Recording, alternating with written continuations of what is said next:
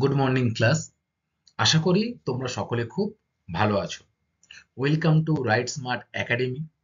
আমি রয়েছি তোমাদের সাথে জিওগ্রাফির সুমন স্যার। আচ্ছা স্টুডেন্ট, গত কয়েকটা ক্লাসে আমরা কিন্তু তোমাদের বইতে যে দ্বিতীয় অধ্যায় রয়েছে বায়ুমণ্ডল, সেখান থেকে আমাদের যে বিস্তারিত আলোচনা সেটা শুরু করেছিলাম। সেখানে আমরা কি কি বিষয় জেনেছিলাম তোমাদের মনে আছে? বলো তো। Very good. বায়ুমণ্ডলের ধারণা সম্পর্কে জেনেছিলাম, বায়ুমণ্ডলের উপাদান সম্পর্কে জেনেছিলাম, এবং বায়ুমণ্ডলের যে স্তর বিন্যাস রয়েছে সেটা সম্পর্কেও কিন্তু আমরা গত ক্লাসে জেনেছি, তাই তো? আজকে আমরা বায়ুমণ্ডলের যে তাপ উষ্ণতা ও বিশ্ব উষ্ণায়ন রয়েছে সেখান থেকে আমরা বিশ্ব উষ্ণায়ন এবং গ্রিনহাউস গ্যাসের যে প্রভাব সেই সম্পর্কে আলোচনা করব। তোমরা জানো যে গত ক্লাসে আমি এই বায়ুমণ্ডলের তাপ এবং উষ্ণতার তারতম্যের যে বৈচিত্র্য বা তারতম্যের যে বন্টন সেটা নিয়ে কিন্তু বিস্তারিত আলোচনা করেছিলাম, তাই তো? আজকে আমরা বিশ্ব উষ্ণায়ন এবং তাপমণ্ডল সম্পর্কেও কিন্তু জানবো।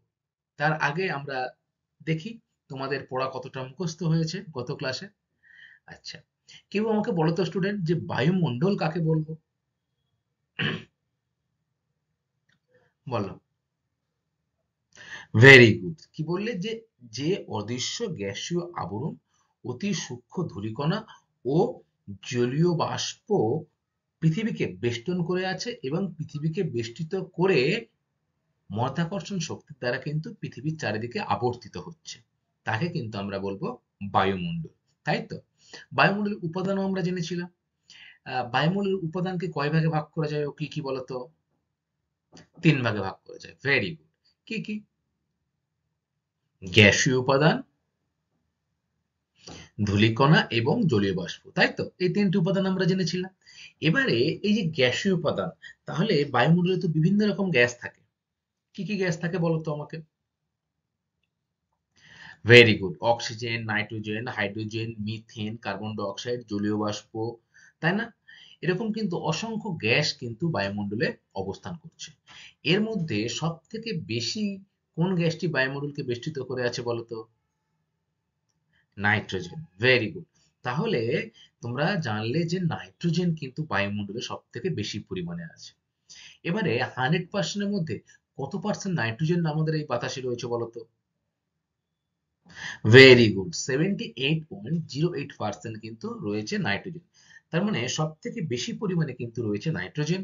দ্বিতীয় স্থানে বায়ুমণ্ডলের যে গ্যাসটি রয়েছে সেটি কিন্তু হলো কি? অক্সিজেন। এই অক্সিজেনের পরিমাণ বায়ুমণ্ডলে কতটা বলতো? Very good. 20.94% কিন্তু বায়ুমণ্ডলে অক্সিজেন রয়েছে। আচ্ছা, এই দুটি যে বায়ুমণ্ডলের গ্যাস নাইট্রোজেন এবং অক্সিজেন, এই দুটোই কিন্তু বায়ুমণ্ডলকে প্রায় 99% ঘিরে রয়েছে।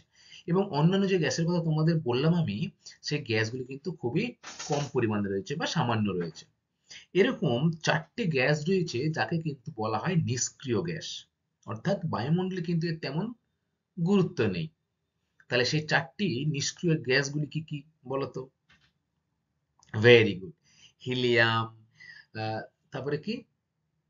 জেনন, ক্রিপ্টন আর নিয়ন, তাই না? এই চারটি কিন্তু হলো বায়ুমণ্ডলের নিষ্ক্রিয় গ্যাস। স্টুডেন্ট, আমরা বায়ুমণ্ডলের স্তর বিন্যাস করেছিলাম, উষ্ণতার ভিত্তিতে কিন্তু 6টি ভাগে ভাগ করেছিলাম। তাহলে তোমরা আমাকে বলো, বায়ুমণ্ডলের সব থেকে যে নিচের স্তর তার নাম কি? ট্রপোস্ফিয়ার। Very good. এবারে এই ট্রপোস্ফিয়ারকে কিন্তু ক্ষুব্ধমণ্ডল বলা হয়। কেন বলা হয় তোমরা বলবে, বলো। বা যে ঝড় ঝঞ্ঝা বৃষ্টি এই পরিবেশে হয়, ভূপৃষ্ঠ থেকে 18 কিলোমিটার অব্দি অংশকে কিন্তু আমরা বায়ুমণ্ডলের ট্রপোস্ফিয়ারের স্তর হিসেবে ধরি, তাই না? আর এই মণ্ডলের মধ্যেই কিন্তু ঝড় বৃষ্টি, বিভিন্ন ঘূর্ণিঝড়, ঘনীভবন, মেঘ সৃষ্টি, সমস্ত কিছু কিন্তু হয়। পরিবেশটা অশান্ত থাকে মাঝে মাঝে, তাই কিন্তু একে বলা হয় ক্ষুব্ধ মণ্ডল। আচ্ছা, শান্ত মণ্ডল বলা হয় কোন স্তরকে বলো? স্ট্র্যাটোস্ফিয়ার। Very good. এবারে এই যে স্ট্র্যাটোস্ফিয়ার, এটি কিন্তু বায়ুমণ্ডলের দ্বিতীয় স্তর। প্রথম স্তর ট্রপোস্ফিয়ার এবং দ্বিতীয় স্তর হচ্ছে স্ট্র্যাটোস্ফিয়ার। তাহলে এই ট্রপোস্ফিয়ার স্ট্র্যাটোস্ফিয়ারকে ভাগ করেছে কোন সীমারেখা বলতো? বাহ, খুব ভালো বলেছো যে ট্রপোপজ, তাই তো। দেখো, এই স্ট্র্যাটোস্ফিয়ারকে কিন্তু শান্ত মণ্ডল বলা হয়। কেন বলা হয়? কারণ এখানে কিন্তু এই যে ঝড় বৃষ্টি, মেঘ সৃষ্টি ইত্যাদি কিন্তু হয় না, শান্ত থাকে পরিবেশ, তাই একে বলা হয় শান্ত মণ্ডল। আচ্ছা, এই ট্রপোস্ফিয়ারের মধ্যে দিয়েই কিন্তু জেট প্লেন চলাচল করে, এটাও কিন্তু তোমরা খুব ভালো করে মনে রাখবে। আচ্ছা, এরপরে বলো তো থার্মোস্ফিয়ারের অপর নাম কি? মনে আছে? ভেরি গুড, থার্মোস্ফিয়ারের অপর নাম কিন্তু হলো আয়নোস্ফিয়ার। বেতার তরঙ্গ কোন স্তরের মধ্যে দিয়ে প্রতিফলিত হয় বলতো? ভেরি গুড, বেতার তরঙ্গ কিন্তু এই থার্মোস্ফিয়ার বা আয়নোস্ফিয়ার স্তরের মধ্যে দিয়ে কিন্তু প্রতিফলিত হয়। আচ্ছা, এই স্ট্র্যাটোস্ফিয়ারে কিন্তু ওজোন স্তর লক্ষ্য করা যায়। বায়ুমণ্ডলের চারিদিকে কিন্তু একটা স্তর রয়েছে, যেটাকে আমরা কি বলবো? ওজোন স্তর। এই ওজোন স্তর স্ট্র্যাটোস্ফিয়ারেই কিন্তু লক্ষ্য করা যায়। এই স্তরের কাজ কি তোমরা আমাকে বলো?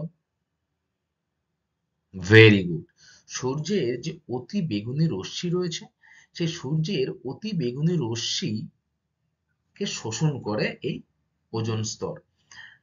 ফলে এই সূর্যের অতিবেগুনি রশ্মি যদি আমাদের পৃথিবী পৃষ্ঠে পড়ে, তার কুপ্রভাব কিন্তু রয়েছে, যেমন জলবায়ু পরিবর্তন হতে পারে, মানুষের ত্বকের ক্যান্সার, এছাড়া হার্ট অ্যাটাক, চোখের বিভিন্ন রেটিনার সমস্যা দেখা দিতে পারে। জীবমণ্ডলেও এবং উদ্ভিদ মণ্ডলেও কিন্তু এর প্রভাব লক্ষণীয়। অর্থাৎ সূর্যের যে ক্ষতিকর অতিবেগুনি রশ্মি, সেটি কিন্তু এই ওজোন স্তর শোষণ করে নিচ্ছে। তবে বর্তমানে মানুষের বিভিন্ন কাজের জন্য এই ওজোন স্তর কিন্তু ধ্বংসের মুখে। বিভিন্ন গ্যাসের জন্য কিন্তু এই ওজোন স্তর ধ্বংসের মুখে বর্তমানে। তাহলে এই ওজোন স্তর ধ্বংসকারী গ্যাসগুলি কি কি বলতো? ভেরি গুড, কি বললে? যে ক্লোরোফ্লোরোকার্বন মানে সিএফসি, তারপর 2 নম্বর কি? হ্যালেন, মিথেন, নাইট্রাস অক্সাইড, এগুলো কিন্তু সবই ওজোন ধ্বংসকারী গ্যাস। আর এই যে তোমরা বললে ক্লোরোফ্লোরোকার্বন, এই গ্যাসের উৎস কি বলতে পারবে? ভেরি গুড, রেফ্রিজারেটর অর্থাৎ ফ্রিজ, এসি, তারপরে ফোম স্প্রে, এইগুলো কিন্তু বাতাসে ক্লোরোফ্লোরোকার্বনের মাত্রা বাড়িয়ে দেয়। আর এই ক্লোরোফ্লোরোকার্বন সরাসরি ওজোন স্তরকে কিন্তু ক্ষতি করে এবং গর্ত সৃষ্টি করে, যাকে আমরা কি বলি? বাহ, ওজোন গহ্বর বা ওজোন হল, তাই তো। সেখান থেকে খুব সহজেই কিন্তু সূর্যের অতিবেগুনি রশ্মি যেই স্থানে পড়বে, সেই স্থানের অঞ্চলে কিন্তু কি হবে? মানুষের বসবাসের অনুপযোগী হয়ে যাবে, কিন্তু বিভিন্ন রকম সমস্যার সম্মুখীন হতে হবে। দেখো, তোমরা আন্টার্কটিকা মহাদেশ পড়েছো। এই আন্টার্কটিকা মহাদেশের কিন্তু ওজোন স্তরের মাঝখানে কিন্তু এরকম ওজোন গহ্বর লক্ষ্য করা যায় সব থেকে বেশি। তাহলে কোথায় সব থেকে বেশি লক্ষ্য করা যায়? আন্টার্কটিকায়। স্টুডেন্ট, আমরা বায়ুমণ্ডলের তাপ ও উষ্ণতা পড়েছিলাম, পড়েছিলাম তো। সেখানে আমরা নিষ্ক্রিয় সৌরতাপ বা সক্রিয় বা কার্যকরী সৌরতাপ পড়েছিলাম। তাহলে বলো তো, কার্যকরী সৌরতাপ কত পার্সেন্ট 100%-এর মধ্যে? ভেরি গুড, 66% কিন্তু হলো সৌর সূর্যের কার্যকারী সৌরতাপ, অর্থাৎ এটি কিন্তু ভূপৃষ্ঠকে উত্তপ্ত করছে, এবং বাকি যে 34% সেটি কিন্তু পুনরায় মহাশূন্যে ফিরে যাচ্ছে, পরিবেশের কিন্তু কোনো রকম উত্তপ্ত না করে। তাই একে কিন্তু বলা হচ্ছে নিষ্ক্রিয় সৌর কি তাপ। এবং এই নিষ্ক্রিয় সৌরতাপকেই কিন্তু আরেক কথায় কি বলা হয় বলো? পৃথিবীর অ্যালবেডো, তাই না? আচ্ছা, এরপরে আমরা বায়ুমণ্ডল যে উত্তপ্ত হওয়ার পদ্ধতিগুলো সম্পর্কেও জেনেছিলাম। তোমরা বলতে পারবে আশা করি পদ্ধতিগুলি কি কি? বলো। ভেরি গুড, বিকিরণ পদ্ধতি, পরিবহন পদ্ধতি, পরিচলন পদ্ধতি, এই 3টি প্রধান পদ্ধতি। এর মধ্যে সব থেকে বেশি কোন পদ্ধতিতে বলতো পৃথিবী উত্তপ্ত হয় বা ভূপৃষ্ঠ উত্তপ্ত হয়? ভেরি গুড, বিকিরণ পদ্ধতিতে কিন্তু সব থেকে বেশি পরিমাণে পৃথিবী উত্তপ্ত হয়। আচ্ছা, এই যে পৃথিবী উত্তপ্তের কথা বলছি, গরম পড়ছে, এই যে উষ্ণতা, এই উষ্ণতা মাপার বা পরিমাপ করার এককগুলি কি তোমরা জানো? জানো, কি কি বলতো? Very good, Celsius scale, Fahrenheit scale, আর রয়েছে কি রোমান স্কেল। তবে ফারেনহাইট স্কেল আর সেলসিয়াস স্কেল, এই দুটির মাধ্যমে কিন্তু সমগ্র পৃথিবীতে সব থেকে বেশি পরিমাণে কিন্তু তাপের ঊর্ধ্বাঙ্ক নিম্নাঙ্ক বা তাপের কত ডিগ্রি তাপমাত্রা বর্তমানে রয়েছে কোন স্থানে, সেটি কিন্তু খুব সহজেই মাপা যায়, তাই তো। আচ্ছা, এবারে আমরা আর কি পড়েছিলাম বলতে স্টুডেন্ট? পড়েছিলাম যে বায়ুমণ্ডলে উষ্ণতার যে তারতম্য হয় তার কারণ সমূহগুলি। দেখো, পৃথিবী পৃষ্ঠে সব জায়গায় উত্তাপ কি সমান? সমান না। কোথাও উষ্ণতা বেশি, কোথাও উষ্ণতা কম, আবার কোথাও উষ্ণতা মাঝারি প্রকৃতির রয়েছে। তাহলে পৃথিবীর বিভিন্ন স্থানে বিভিন্ন রকম যে উষ্ণতা, এই উষ্ণতা হওয়ার কারণগুলি কি কি? তোমরা শুধু কারণগুলি বলো তো কি কি? ১ নম্বর কি? অক্ষাংশগত অবস্থান, অর্থাৎ সূর্যরশ্মির যে পতন কোণ। সূর্য যেখানে লম্বভাবে কিরণ দিচ্ছে সেখানে কিন্তু তাপমাত্রা বেশি থাকে, এবং যেখানে তির্যকভাবে দিচ্ছে সেখানে কিন্তু তাপমাত্রা কম থাকবে, ফলে উষ্ণতাও কম থাকবে। তোমরা আমাকে বলো, পৃথিবী এই যে তাপমাত্রা প্রদান করছে, লম্বভাবে তাপমাত্রা কোন অঞ্চলে পড়ে? ভেরি গুড, নিরক্ষীয় অঞ্চল। এবং মেরু অঞ্চলের দিকে কিন্তু পড়ে খুবই তির্যকভাবে। এছাড়া আর কি কি ছিল পয়েন্ট? উচ্চতা। উচ্চতা বাড়ার সাথে সাথে তাপমাত্রা কিন্তু হ্রাস পায়, তাই না? এছাড়া আর ছিল স্থলভাগ ও জলভাগের অবস্থান, সমুদ্র স্রোত, বায়ু প্রবাহ, পার্বত্য অঞ্চলের ভূমির ঢাল, মেঘাচ্ছন্নতা, বিশ্ব উষ্ণায়ন। এগুলি কিন্তু সবই বায়ুমণ্ডলে যে উষ্ণতার তারতম্য সেগুলোকে কিন্তু বন্টন করছে। ঠিক আছে স্টুডেন্ট, গত ক্লাসের পড়া তোমাদের খুব ভালো হয়েছে।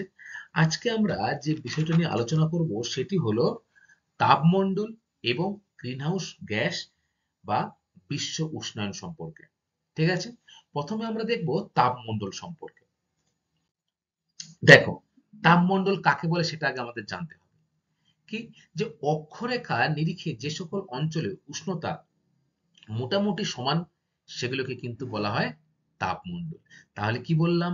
যে অক্ষরেখা, অক্ষরেখার নিরিখে, অক্ষরেখা কাকে বলে তোমরা সকলেই জানো, কোনগুলি অক্ষরেখা, তাই তো? Very good. তাহলে অক্ষরেখার নিরিখে যে সকল অঞ্চলগুলি মোটামুটি উষ্ণতা এক থাকে তাকে বলা হয় তাপমণ্ডল। এবারে এই তাপমণ্ডলকে কিন্তু আমরা মূলত তিনটি ভাগে ভাগ করতে পারি। খুব ইম্পর্টেন্ট। কোন তিনটি ভাগে ভাগ করতে পারি?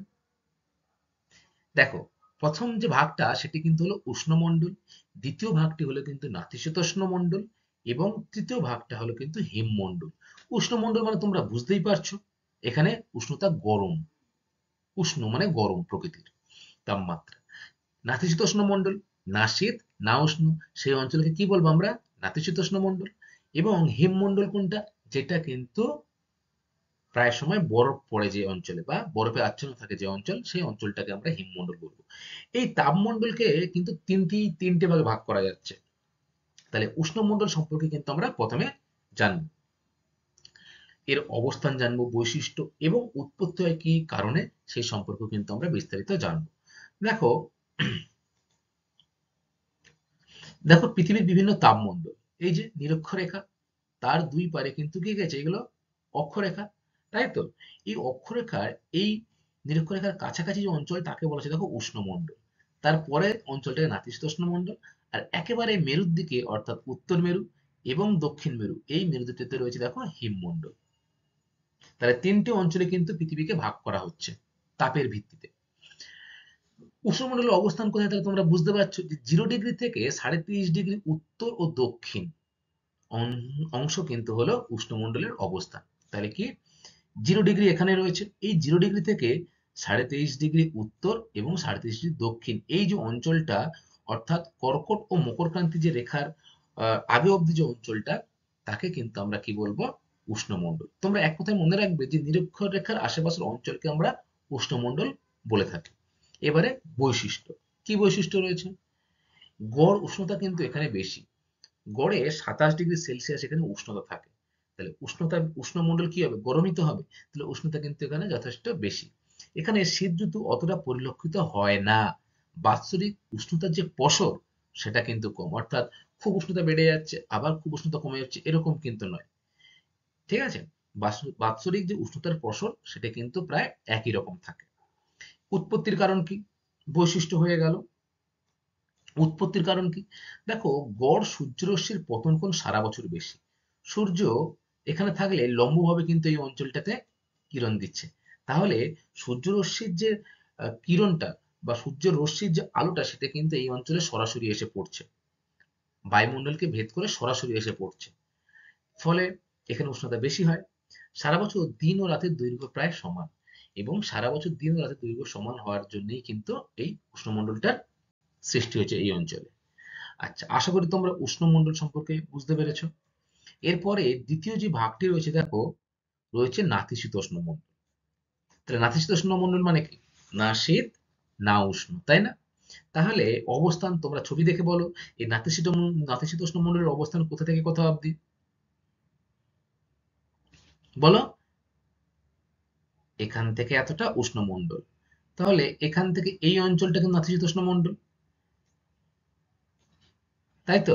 তাহলে ভেরি গুড, 23.5 ডিগ্রি উত্তর ও দক্ষিণ থেকে 66.5 ডিগ্রি উত্তর ও দক্ষিণ অক্ষাংশ পর্যন্তই কিন্তু এই নাতিশীতোষ্ণ মণ্ডলটা বিস্তার লাভ করেছে। তাহলে নিরক্ষীয় অঞ্চলের কাছের অঞ্চল অর্থাৎ এই যে উষ্ণমণ্ডল যেটা বলছি, তার ঠিক পরে যেটা কিন্তু রয়েছে সেটা নাতিশীতোষ্ণ মণ্ডল। 23.5 ডিগ্রি উত্তর দক্ষিণ অক্ষাংশ থেকে 66.5 ডিগ্রি উত্তর ও দক্ষিণ অংশ অবধি কিন্তু রয়েছে এই নাতিশীতোষ্ণ মণ্ডল। এই নাতিশীতোষ্ণ মণ্ডলের বৈশিষ্ট্য কি? গড় উষ্ণতা এখানে কিন্তু 0 ডিগ্রি থেকে 27 ডিগ্রি সেলসিয়াস। তাহলে এখানকার গড় উষ্ণতা কত? 0 ডিগ্রি থেকে 27 ডিগ্রি সেলসিয়াস। নিম্ন অক্ষাংশ থেকে উচ্চ অক্ষাংশের দিকে উষ্ণতা দ্রুত হারে কিন্তু কমে। অর্থাৎ এখান থেকে যত আমরা এই স্থানে উপরের দিকে যাব, তত কিন্তু উষ্ণতা খুব দ্রুত হারে কমতে থাকবে। 3, বার্ষিক উষ্ণতার প্রসর বেশি। অর্থাৎ এই অঞ্চলে কিন্তু উষ্ণতার প্রসরটা খুব বেশি থাকে, কারণ শীতকালে যেমন প্রচন্ড শীত পড়ে, আবার গরমকালে কিন্তু তেমনই গরম পড়ে, ভালোই গরম পড়ে। তাই কিন্তু বলা হচ্ছে এই অঞ্চলের যে উষ্ণতার প্রসর সেটা কিন্তু অনেকটা বেশি। উৎপত্তির কারণ দেখো, গড় সূর্যরশ্মির পতন কোণ মধ্যম প্রকৃতির, অর্থাৎ না একেবারে লম্বভাবে পড়ছে না একেবারে তির্যকভাবে পড়ছে। দেখো এই যে অঞ্চলটা, যদি সূর্য এখানে থাকে তাহলে এখানে এই যে অঞ্চলটাতে কি পুরোপুরি তির্যকভাবে যে পড়ছে তাও না, আবার একেবারে লম্বভাবে যে পড়ছে তাও কিন্তু নয়। তাই মাঝারি প্রকৃতির বা মধ্যম প্রকৃতির। গ্রীষ্মকালে পতন কোণ বাড়ে এবং শীতকালে কিন্তু সেটা কমে। সেই কারণেই শীতকালে কিন্তু শীতটা বেশি পড়ে এবং গরমকালে কিন্তু গরমটা বেশি পড়ে। নাম্বার 3, দিন ও রাতের গড় দৈর্ঘ্য সারা বছর মাঝামাঝি। তাহলে দিন ও রাতের যে দৈর্ঘ্যটা সেটা কিন্তু সারা বছর কেমন থাকে? মাঝামাঝি থাকে। তাহলে আমরা কি জানলাম যে মকর ক্রান্তি রেখা এবং কর্কট ক্রান্তি রেখার উপরের যে অংশটা সেটা কিন্তু হলো নাতিশীতোষ্ণ মণ্ডল।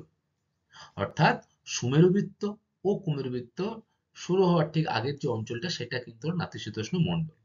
এরপরে 3 নম্বর রয়েছে দেখো, হিমমণ্ডল। হিমমণ্ডল কাকে বলবো? দেখো তোমরা বুঝতেই পারছো এই যে ছবি দেখে, বলো। ভেরি গুড, 66.5 ডিগ্রি উত্তর ও দক্ষিণ থেকে 90 ডিগ্রি উত্তর ও দক্ষিণ অক্ষাংশ পর্যন্ত অঞ্চলকে আমরা কি বলবো? হিমমণ্ডল। অর্থাৎ হিম কথার অর্থ কি? বরফ। তাহলে তোমরা অবস্থান সম্পর্কে জানলে, 66.5 ডিগ্রি উত্তর ও দক্ষিণ থেকে 90 ডিগ্রি উত্তর ও দক্ষিণ অক্ষাংশ অব্দি রয়েছে হিমমণ্ডল। বৈশিষ্ট্য কি? আচ্ছা, এই হিমমণ্ডলকে কিন্তু উত্তর মেরু এবং দক্ষিণ মেরুও বলা হয়, ঠিক আছে? বৈশিষ্ট্য কি? গড় উষ্ণতা সারা বছরই কিন্তু 0 ডিগ্রি সেলসিয়াসেরও কম থাকে। ফলে এই অঞ্চল কিন্তু বছরের বেশিরভাগ সময় কি থাকে? বরফাচ্ছন্ন থাকে। দুই একটি স্থানে কদাচিৎ উষ্ণতা হিমাঙ্কের উপরে ওঠে। তাহলে খুব অল্প অঞ্চলে কিন্তু, খুব কম অঞ্চলে দু একটি স্থানে কিন্তু উষ্ণতা কখনো কখনো হিমাঙ্কের উপরে ওঠে, তবে সেটি কিন্তু আবার বেশিক্ষণের জন্য নয়। নাম্বার 3, অঞ্চলটি বরফে ঢাকা। তাহলে হিমমণ্ডল অঞ্চলটি কিন্তু সমগ্র অঞ্চলটি বেশিরভাগ সময় কি থাকে? বরফে ঢাকা থাকে। এবারে দেখো উৎপত্তির কারণ। নাম্বার 1, দিন ও রাতের দৈর্ঘ্যের তারতম্য খুব বেশি। কোনো কোনো স্থানে একটানা 6 মাস ও 6 মাস কিন্তু রাত ও দিন থাকে। অর্থাৎ এই হিমমণ্ডলের কোনো কোনো স্থানে কিন্তু একটানা 6 মাস দিন হলো, আবার একটানা 6 মাস কিন্তু রাত হয়। দিনের সময়কালে সূর্যরশ্মির পতন কোণ অতি তির্যক। তাহলে সূর্য যদি এখানে থাকে, এই অঞ্চলে যদি সূর্যরশ্মি এখান থেকে এখানে যায়, তাহলে এই অঞ্চলে সূর্যরশ্মি কিভাবে যাবে? এরকম এরকম তির্যক ভাবে যাবে। ফলে বায়ুমণ্ডলকে কিন্তু তির্যক ভাবে ভেদ করে যেতে হচ্ছে। ফলে এর যে উষ্ণতা সেখানে কিন্তু অনেকটাই কম পড়ছে, জায়গাটাকে কম গরম করছে। এই হলো উৎপত্তির কারণ। তাহলে আমরা কিন্তু তাপমণ্ডল সম্পর্কে বিস্তারিত জানলাম, তাই তো? কয় ভাগে ভাগ করা যায়? ভেরি গুড, 3 ভাগে। কি কি ভাগ? উষ্ণমণ্ডল, নাতিশীতোষ্ণ মণ্ডল আর হিমমণ্ডল। আচ্ছা, এরপরে রয়েছে দেখো স্টুডেন্ট সমোষ্ণ রেখা।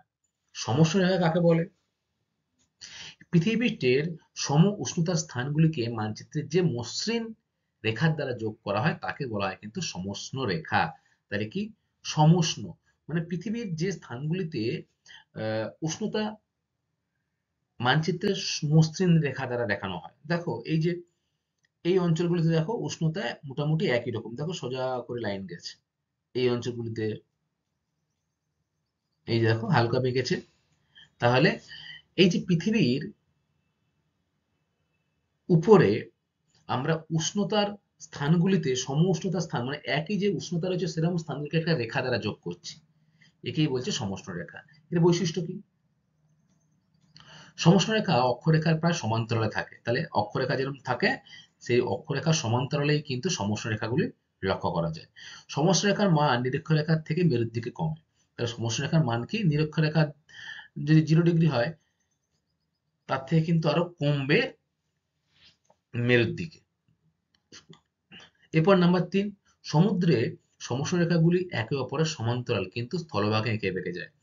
দেখো সমুদ্রে কিন্তু যে উষ্ণতার প্রসর অর্থাৎ যে উম, স্থানগুলিকে মানচিত্র আমরা একই রেখা দ্বারা দেখাবো, সমুদ্রে কিন্তু সেগুলো একেবারে সমান্তরালে থাকে। তবে স্থলভাগে কিন্তু কিছুটা স্থানে এঁকে বেঁকে ওইটা প্রভাবিত হয়। বৈশিষ্ট্য কি? চটজলদি সমগ্র অঞ্চলের উষ্ণতা সম্পর্কে ধারণা পাওয়া যায়। তাহলে খুব সহজেই কিন্তু এই সমষ্ণ রেখার মাধ্যমে কোনো একটা অঞ্চলে আমরা খুব তাড়াতাড়ি সেই স্থানের উষ্ণতা লক্ষ্য করতে পারি। 2 নম্বর, উষ্ণতা কোন দিকে বাড়ছে না কমছে এবং পরিবর্তন হয় কিনা সেটাও জানা যায়। তাহলে উষ্ণতা কোন দিকে বাড়ছে বা কোন দিকে কমছে সেই সম্পর্কেও কিন্তু খুব সহজেই জানা যায়। আচ্ছা, তাহলে এটা হলো সমষ্ণ রেখা। দেখো স্টুডেন্ট, এরপরে যে বিষয়টি নিয়ে আমরা আলোচনা করব সেটা হলো বিশ্ব উষ্ণায়ন বা গ্রিন হাউস গ্যাসের কিন্তু ভূমিকা কি। প্রথমে আমরা দেখব বিশ্ব উষ্ণায়ন কি। বিশ্ব উষ্ণায়নের কিন্তু যে অর্থ সেটি হলো কিন্তু বিশ্বটা বা আমাদের এই পৃথিবী কিন্তু ধীরে ধীরে আরো উত্তাপের বেড়ে যাচ্ছে। এই বিশ্ব উষ্ণায়নের অন্যতম কারণ কিন্তু হলো গ্রিন হাউস এর প্রভাব। বিগত কয়েক দশকে বায়ুমণ্ডলে কয়েকটি দূষণকারী গ্যাসের মাত্রা বৃদ্ধিতে পৃথিবীর উষ্ণতা ধীরে ধীরে কিন্তু বাড়ছে, আর এটিই কিন্তু গ্রিন হাউস প্রভাব। তাহলে তোমরা আহ বুঝতে পারছো যে পৃথিবী একটি কিন্তু গ্রিন হাউসে পরিণত হচ্ছে দিনের পর দিন। তাহলে তোমরা গ্রিন হাউস গ্যাস সম্পর্কেও জানো, কোনগুলি? সিএফসি, মিথেন, নাইট্রাস অক্সাইড, তাই না? আচ্ছা, এরপরে দেখো পৃথিবী একটি গ্রিন হাউস। তোমাদের এক্ষুনি বলছিলাম পৃথিবী কিন্তু একটি গ্রিন হাউসে পরিণত হচ্ছে। গ্রিন হাউস গ্যাসগুলি বায়ুমণ্ডলের উপরে একটি স্বচ্ছ আবরণ তৈরি করে ফেলেছে, যার মধ্যে দিয়ে সূর্য রশ্মি আসছে কিন্তু সবটাই বেরিয়ে যাচ্ছে, কিন্তু আবদ্ধ হচ্ছে। তাহলে কি? বেশিরভাগটাই বেরিয়ে যাচ্ছে না, কিছুটা আবদ্ধ হচ্ছে। তাহলে এমন একটা স্তর যে স্তরটার মধ্যে কিন্তু সূর্যরশ্মি পৃথিবীতে ঢুকছে, ফলে স্থানটা আমাদের উত্তপ্ত হচ্ছে, কিন্তু সেই তাপটা কিন্তু বেরিয়ে যেতে পারছে না। ফলে এই পৃথিবী পৃষ্ঠের যে উষ্ণতা সেটা কিন্তু দিনের পর দিন আরো কি হবে? বেড়ে যাবে না? তাই সত্যি পৃথিবী বর্তমানে কিন্তু একটি গ্রিন হাউসে পরিণত হচ্ছে।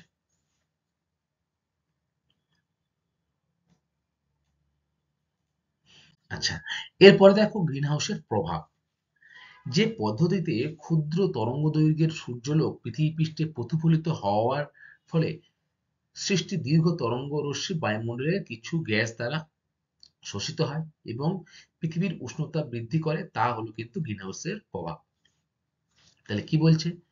যে পদ্ধতিতে ক্ষুদ্র তরঙ্গদৈর্ঘ্য সূর্যালোক থেকে যে তরঙ্গদৈর্ঘ্য আসছে পৃথিবী পৃষ্ঠে সেগুলো প্রতিফলিত হয়ে কিন্তু সৃষ্ট দীর্ঘ তরঙ্গ বায়ুমণ্ডলে কিছু গ্যাস দ্বারা কিন্তু শোষিত হয়ে যাচ্ছে, ফলে পৃথিবীর উষ্ণতা কিন্তু বৃদ্ধি পাচ্ছে।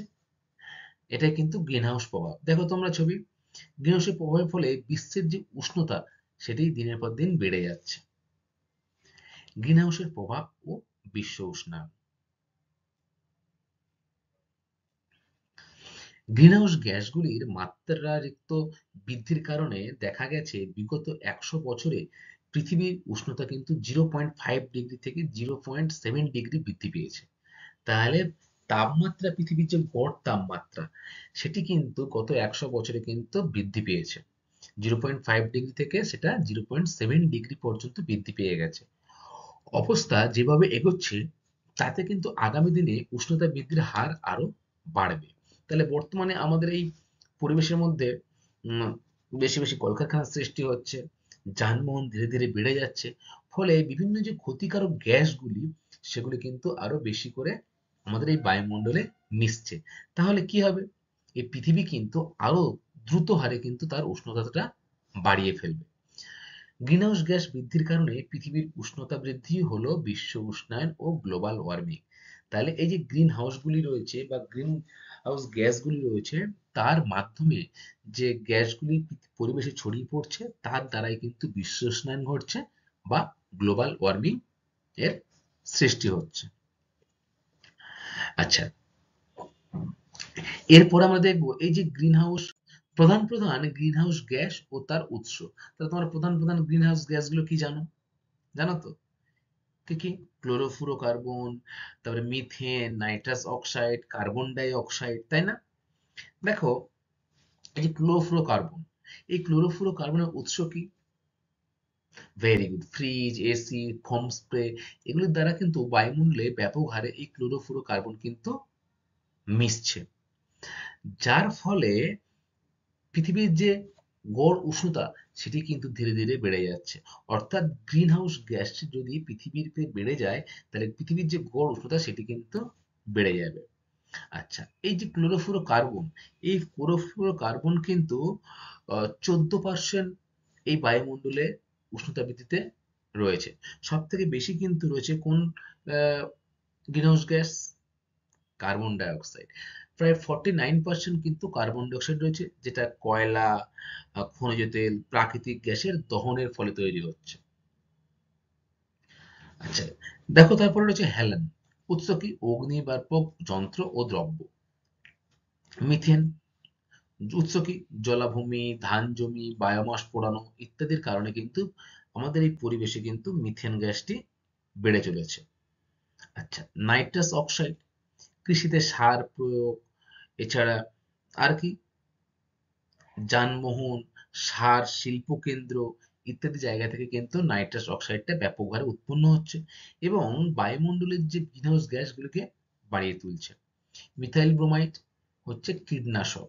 কীটনাশক যে আমরা ছড়াই যাতে ফলনে কোনো পোকামাকড় না আসতে পারে বা গাছে, সেইখানে কিন্তু এই যে কীটনাশক, সেটি কিন্তু একটি গুরুত্বপূর্ণ গ্রিনহাউস গ্যাস। এটি কিন্তু পরিবেশের ক্ষতি করে। শস্য হয়তো উৎপাদন করতে গিয়ে কোনো সমস্যা হবে না বা পোকামাকড় কিন্তু মারা যাবে, কিন্তু পরিবেশের কিন্তু অপরপক্ষে ব্যাপক ক্ষতি হবে।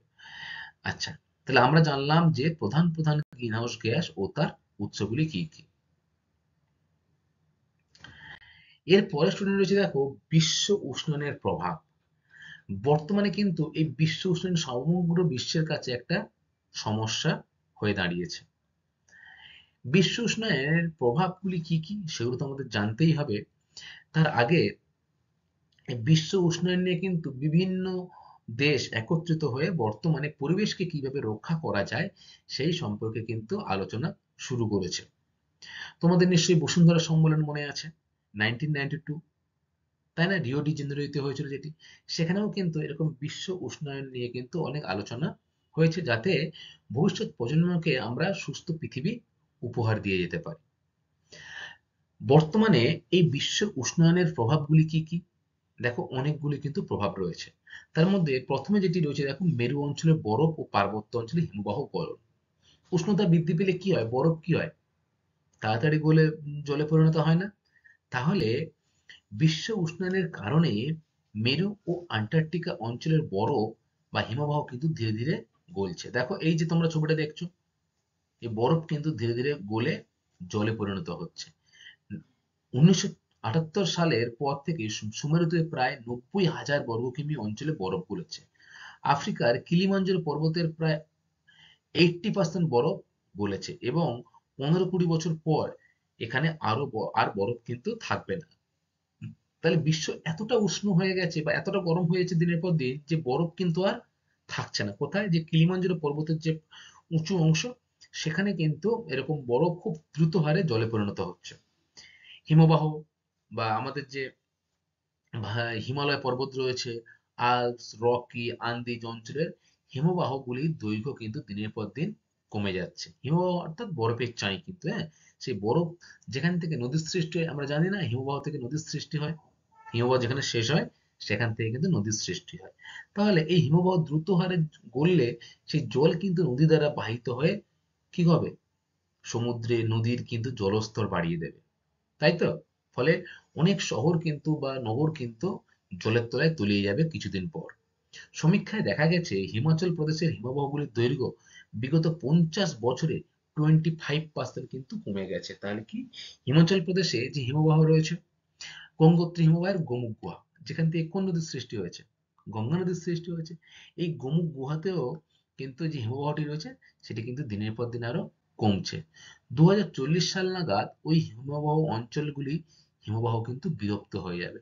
তাহলে 2040 সাল নাগাদ কিন্তু সেই হিমবাহ পুরোটাই গলে যাবে। তাহলে নাম্বার ওয়ান কি হলো? মেরু অঞ্চলের বরফ তো গলছেই, সাথে সাথে পার্বত্য অঞ্চলের হিমবাহের গলন।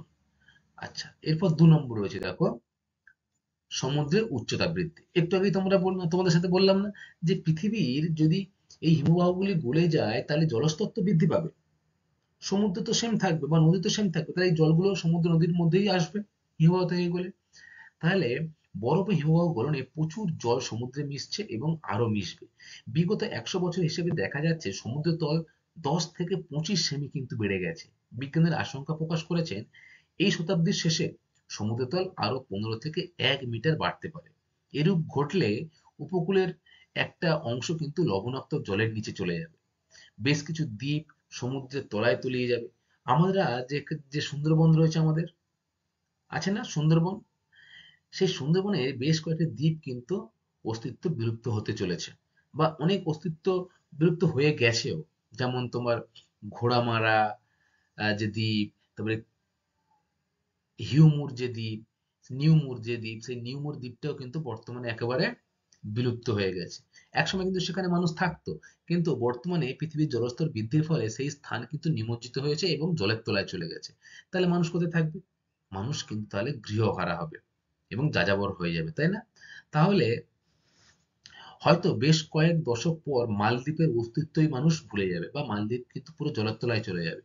উপকূলে প্লাবিত হলে কৃষিকাজ নষ্ট হবে, খাদ্য সংকট দেখা দেবে, তাই তো? তাহলে বিশ্ব উষ্ণায়নের প্রভাবে যে সমুদ্রের উচ্চতা বৃদ্ধি পাচ্ছে, তার ফলে কিন্তু আগামী দিনে যে উপকূলবর্তী অঞ্চল সেগুলো কিন্তু ডুবতে চলেছে। দেখো এই যে জলস্তর বৃদ্ধি পাচ্ছে সমুদ্রের। 3 নম্বর, অধঃক্ষেপণের প্রকৃতি পরিবর্তন। অধঃক্ষেপণ মানে কি? বৃষ্টিপাত। দেখো, উষ্ণতা বৃদ্ধিতে কোনো কোনো অঞ্চলে বৃষ্টির পরিমাণ কিন্তু বেড়ে বন্যা আরো বেশি বেশি করে ঘটবে। আমরা জানি আমাদের ভারতবর্ষে মৌসুমী জলবায়ুর আগমনের ফলে কিন্তু বৃষ্টিপাত হয়। যদি মৌসুমী বায়ু সঠিক সময়ে আসার আগে চলে আসে তাহলে অতি ভারী মাত্রায় কিন্তু বর্ষা ঘটায়, ফলে বন্যার সৃষ্টি হয়, তাই না? আবার উত্তর গোলার্ধ এবং আর্দ্র হবে, উল্টো দিকে কিন্তু আবার অঞ্চলটা আর্দ্র হবে। শুষ্ক অঞ্চলগুলিতে বৃষ্টির পরিমাণ কমে খরার প্রাদুর্ভাব বেশি করে লক্ষ্য দেবে। অর্থাৎ মৌসুমী বায়ু দেখবে আগে চলে আসলে বন্যা হয়, আবার যদি ঠিক সময়ের পরে আসে তাহলে কি হবে? সেখানে কিন্তু খরার সৃষ্টি হবে। আর এগুলো কিভাবে হয়? এই যে মৌসুমীর আগমন প্রত্যাগমন এগুলো কিন্তু অনেকাংশে বিশ্ব উষ্ণায়নের উপরে যে পরে আসে, কমে আসে বা আগে চলে আসে তার জন্য কিন্তু বিশ্ব উষ্ণায়ন কিন্তু দায়ী। তাহলে পদক্ষেপণের প্রকৃতি কিন্তু পরিবর্তন হচ্ছে। যে সময় বৃষ্টি হওয়ার কথা ছিল সেই সময় বৃষ্টি হচ্ছে না, কিন্তু আবার যে সময় বৃষ্টি হওয়ার কথা ছিল না তখন কিন্তু আবার বৃষ্টি হচ্ছে। অর্থাৎ পদক্ষেপণের কিন্তু পরিবর্তন হচ্ছে এই বিশ্ব উষ্ণায়নের প্রভাবে। 4 নম্বর দেখো, শস্য উৎপাদনের হ্রাস বৃদ্ধি। যদি বর্ষাটাই ঠিকঠাক সময় না আসে, জলের অভাব হয়, তাহলে শস্যকে উৎপাদন ঠিকঠাক হবে? হবে না। উপকূলে নিচু জমি লবণাক্ত জলে ভরে যাওয়ার কারণে পাট, ধান উৎপাদন কমে যাবে। উপকূলবর্তী অঞ্চলে জলস্তর বৃদ্ধি পাচ্ছে, ফলে সমুদ্রের নোনা জল কিন্তু সেই অঞ্চলগুলোতে প্রবেশ করছে। ফলে যে অঞ্চলগুলোতে আগে ধান হতো ভালো, পাট ভালো হতো, সেখানে কিন্তু উৎপাদন অনেকটাই কমে যাবে। অপরদিকে জোয়ার, বাজরা, ভুট্টা, আখ ইত্যাদি ফলনে উৎপাদন কিন্তু বেড়ে যাবে। কৃষিজমি হ্রাসের কারণে খাদ্য উৎপাদন অনেকটা হ্রাস পাবে। যদি উপকূলবর্তী জেলার সমুদ্রের নোনা জল কৃষি জমিতে প্রবেশ করে, তাহলে সেই জমি কিন্তু আর ফসল উৎপাদনের পক্ষে উপযুক্ত হবে না, কারণ লবণাক্ত হয়ে যাবে। ফলে কৃষি জমি কিন্তু হ্রাস পাবে এবং হ্রাস পাওয়ার জন্য খাদ্য সংকট কিন্তু ভবিষ্যতে লক্ষ্য করা যেতে পারে। তাহলে 4 নম্বর কি পড়লাম আমরা? শস্য উৎপাদনের হ্রাস বৃদ্ধি। তাহলে বিশ্ব উষ্ণায়নের ফলে কি কি সৃষ্টি হচ্ছে স্টুডেন্ট বলো? সমুদ্রের উচ্চতা বৃদ্ধি পাচ্ছে। আর কি? আর হচ্ছে মেরু অঞ্চলে বরফ গলে যাচ্ছে বা হিমবাহের বরফ গলে যাচ্ছে। 3 নম্বর কি? বৃষ্টিপাত বা অদক্ষিণবঙ্গের প্রকৃতির কিন্তু পরিবর্তন হয়ে যাচ্ছে। আর 4 নম্বর আমরা কি পড়লাম? যে শস্য উৎপাদনের হ্রাস ও বৃদ্ধি লক্ষ্য করা যায়। এরপর দেখো 5 নম্বর কৃষি পদ্ধতির পরিবর্তন। কৃষি পদ্ধতির পরিবর্তন মানে দেখো, জলবায়ু পরিবর্তনের কারণে কৃষি পদ্ধতির কিন্তু পরিবর্তন ঘটছে। স্বেচ্ছাবৃত শুষ্ক অঞ্চলগুলিতে চারণভূমিতে পরিণত হবে। যেখানে শুষ্ক অঞ্চল সেখানে কিন্তু কি হবে? চারণভূমিতে পরিণত হবে। ধান উৎপাদন হবে উৎপাদন মধ্য অক্ষাংশ এবং গম উৎপাদন উচ্চ অক্ষাংশে বিস্তৃত বা আরো কিন্তু আস্তে আস্তে বাড়বে। উচ্চ অক্ষাংশের দেশগুলিতে কৃষি পদ্ধতি ও ফসলের আমূল পরিবর্তন ঘটবে। অর্থাৎ আহ, এই যে বিশ্ব উষ্ণায়নের ফলে পরিবেশে জলবায়ুর পরিবর্তন ঘটছে, আর আমাদের যে চাষবাস বা কৃষি পদ্ধতি সেগুলো কিন্তু কিসের উপর নির্ভর করা হয়? বৃষ্টির উপরে, অদক্ষিণের উপরে নির্ভর করে হয়, জলবায়ুর উপরে নির্ভর করে হয়, তাই না? তাহলে জলবায়ুর পরিবর্তন হলে কিন্তু কৃষি যে পদ্ধতি সেটিরও কিন্তু আমূল পরিবর্তন ঘটবে। তাহলে কৃষি পদ্ধতির পরিবর্তন কিন্তু বিশ্ব উষ্ণায়নের ফলেও লক্ষ্য করা যায়। আচ্ছা, এরপরে নাম্বার 6, দেখো বিশ্ব উষ্ণায়নের প্রভাবে এল নিনো এবং পৃথিবীব্যাপী কিন্তু তার ব্যাপক প্রভাব পড়ে। বিগত কয়েক দশকে সমুদ্র জলস্তরে বা জলতলের উষ্ণতা বৃদ্ধির কারণে মহাসাগরে এল নিনো বা লা নিনার সংখ্যা কিন্তু বেড়েই চলেছে। এর প্রভাবে প্রশান্ত মহাসাগরের উভয় পাশে অতিবৃষ্টি ও আহ, অতি খরা কিন্তু লক্ষ্য করছে। দেখো, এল নিনো লা নিনা কিন্তু এমন একটা জিনিস যেটি কিন্তু বৃষ্টিপাত বা খরা এই দুটি কিন্তু ত্বরান্বিত করে। প্রশান্ত মহাসাগরের যে উভয় তীর রয়েছে, সে প্রশান্ত মহাসাগরের উভয় তীরে কিন্তু কোনো সময় অতিবৃষ্টি হচ্ছে এল নিনোর ফলে, আবার লা নিনার ফলে কিন্তু সেই স্থানে কিন্তু আবার অতি খরাও সৃষ্টি হচ্ছে এবং তা কিন্তু চরম আকার নিচ্ছে। শুধু যে বন্যা হচ্ছে তা না, বন্যা কিন্তু ব্যাপকভাবে হচ্ছে। হুম, শুধু প্রশান্ত মহাসাগরের উভয় পাশে নয়, মৌসুমী জলবায়ু অঞ্চল, অর্থাৎ আমরা তো মৌসুমী জলবায়ু অঞ্চলের অন্তর্গত, তাই না? তাহলে মৌসুমী জলবায়ু অঞ্চলে অতিবৃষ্টিতে বন্যা বা স্বল্প বৃষ্টিতে কিন্তু খরা কিন্তু লক্ষ্য করা যায়। অন্যান্য প্রান্তে বন্যা ও খরা, অসময়ে তুষারপাত, অধিক হারে ঘূর্ণিঝড় প্রভৃতি জলবায়ুগত চরম যে অবস্থান সেইগুলি কিন্তু এল নিনো ও লা নিনাকেই দায়ী করা হচ্ছে। তাহলে দেখবে অতিবৃষ্টি হচ্ছে, আবার অতি খরাও হচ্ছে, এছাড়া তুষারপাত, অধিক হারে ঘূর্ণিঝড়, এগুলোর জন্য দায়ী কে? এল নিনো বা লা নিনা। আচ্ছা, এরপরে 7 নম্বর রয়েছে দেখো, পৃথিবীতে আগত ও বিকিরিত তাপের বৈষম্য। অর্থাৎ পৃথিবী যে তাপ আসছে এবং যেটা বিকিরিত হচ্ছে বা ফিরে যাচ্ছে তাপ, সেই তাপের বৈষম্যের জন্যও কিন্তু পৃথিবীতে বিশ্ব উষ্ণায়ন ঘটছে। গ্রিনহাউস গ্যাসগুলির মাত্রাতিরিক্ত বৃদ্ধির কারণে বায়ুমণ্ডলের উপরে যে স্বচ্ছ আস্তরণ সৃষ্টি হচ্ছে, সেখান দিয়ে ক্ষুদ্রতর তরঙ্গরূপে সৌরশক্তি সহজেই প্রবেশ করতে পারে, কিন্তু দীর্ঘতর তরঙ্গের বিকিরিত শক্তির সবকটা কিন্তু ফিরে যেতে পারে না। অর্থাৎ সৌর শক্তি যেটি পৃথিবীমণ্ডলে আসছে বায়ুমণ্ডল ভেদ করে, সেটি কিন্তু প্রবেশ করতে পারে, কিন্তু এই পৃথিবীতে গ্রিনহাউস গ্যাস বেশি হওয়ার বেশি বেড়ে যাচ্ছে বলে এই গ্রিনহাউস গ্যাসগুলো ভেদ করে সেই তাপমাত্রা কিন্তু পুনরায় ফিরে যেতে পারে না। ফলে তাপের যে বাজেট, আমরা পড়েছিলাম যে তাপের বাজেট বা তাপের সমতা, ভারসাম্য বজায় রাখে তাপে, উষ্ণতা আসে আবার কিন্তু মহাশূন্যে ফিরেও যায়। এই যে ফিরে যেতে না পারার জন্যে কিন্তু তাপ বাজেটে কিন্তু গোলযোগ হয়, বা তাপ বাজেটের যে হিসেব নিকেশ সেটিতে কিন্তু গরমিল লক্ষ্য করা যায়, ভারসাম্য কিন্তু লক্ষ্য করা যায় না। এর ফলে কি হয়, যে পৃথিবীর যে উষ্ণতা যেটা বেরোতে পারছে না, সেটা পৃথিবীর পৃষ্ঠে থাকার ফলে পৃথিবীর গড় উষ্ণতা কিন্তু সে বাড়িয়ে দিচ্ছে। বায়ুমণ্ডলের নিম্ন স্তরে ক্রমাগত অধিক তাপ সঞ্চয়ের কারণে উষ্ণতা কিন্তু ক্রমশ বাড়ছে। তাহলে কি হয়েছে? যে বিভিন্ন এরকম গ্যাস থাকার জন্য এই যে সূর্য থেকে আগত রশ্মি সেটি কিন্তু বেরিয়ে যেতে পারছে না, প্রবেশ করতে পারছে কিন্তু বেরিয়ে যেতে পারছে না। ফলে পৃথিবীর যে উষ্ণতা সেটি কিন্তু দিনের পর দিন বেড়ে যাচ্ছে। এইভাবেও পৃথিবীর যে উষ্ণতা সেটা বাড়ছে। আর বিশ্ব উষ্ণায়ন বা গ্রিন হাউস গ্যাসের কিন্তু ভূমিকা এই কি বিশ্ব উষ্ণায়নের প্রভাবে কিন্তু এই লক্ষ্য করা যাচ্ছে পৃথিবীতে আগত ও বিকিরিত তাপের বৈষম্য। ঠিক আছে স্টুডেন্ট, আশা করি তোমরা আজকের ক্লাসটা সম্পর্কে বুঝতে পেরেছো। আজকে আমরা তাপমণ্ডল এবং বিশ্ব উষ্ণায়নের প্রভাব যে রয়েছে তার সম্পর্কে বিস্তারিত জানলাম।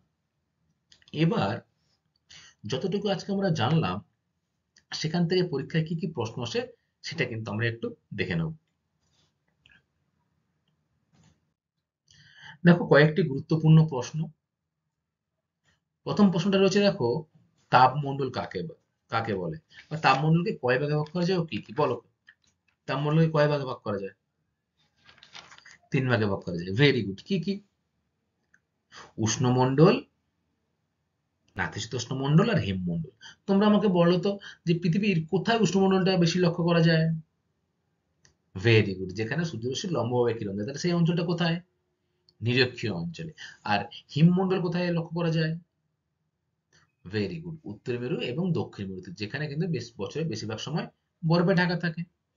এবারে 2 নম্বর প্রশ্ন দেখো, সমষ্ণ রেখা কাকে বলে বলো।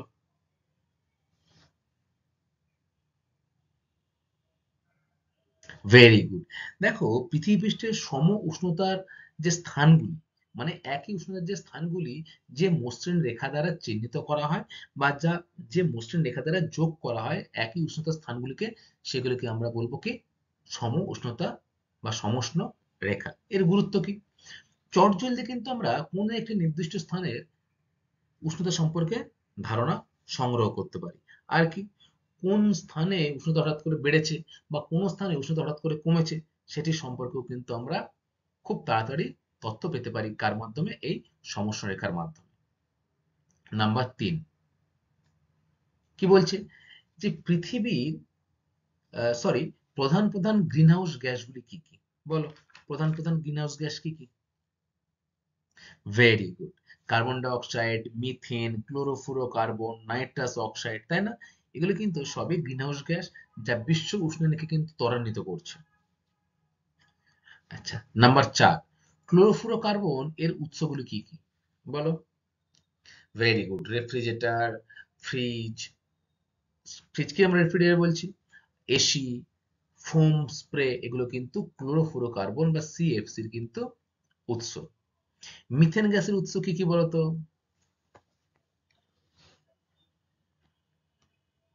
Very good. জলাভূমি, ধান জমি, বায়োমাস, এছাড়া প্রাণীর মল, এগুলো কিন্তু সবই মিথেন গ্যাস উৎপন্ন করে। নাইট্রাস অক্সাইড গ্যাসগুলির উৎস কি কি?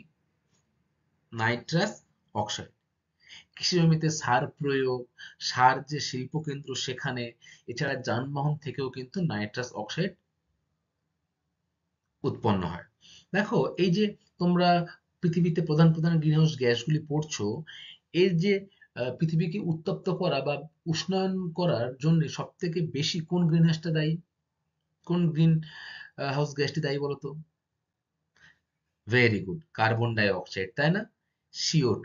তাহলে এই কার্বন ডাই অক্সাইড 100% মধ্যে কিন্তু 49% কিন্তু আমাদের এই বায়ুমণ্ডলকে উত্তপ্ত করছে। আচ্ছা, এরপরে দেখো রয়েছে স্টুডেন্ট বিশ্ব উষ্ণায়নের প্রভাব আলোচনা করো। এটা কিন্তু বড় প্রশ্ন, মানে অর্থাৎ 3 নাম্বার বা 5 নাম্বারেও কিন্তু আসতে পারে। তোমরা শুধু পয়েন্টগুলো বলো কি কি। Very good. মেরু অঞ্চলে বরফ গলন, তাই তো?